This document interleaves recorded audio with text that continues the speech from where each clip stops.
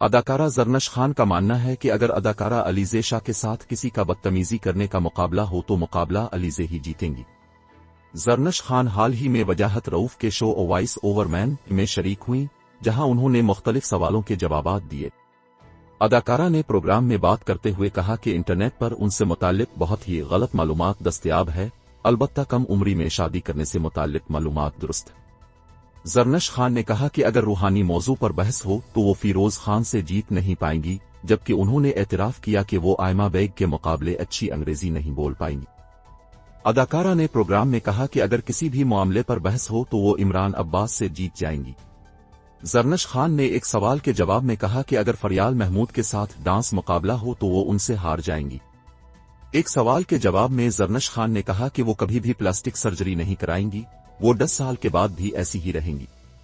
انہوں نے خوبصورتی بڑھانے کے لیے پلاسٹک سرجری کروانے والی اداکارہ کا نام لیے بغیر کہا کہ وہ سب پہلے خوبصورت ہوتی تھیں، اب سب بطخوں کی طرح دکھائی دیتی ہیں۔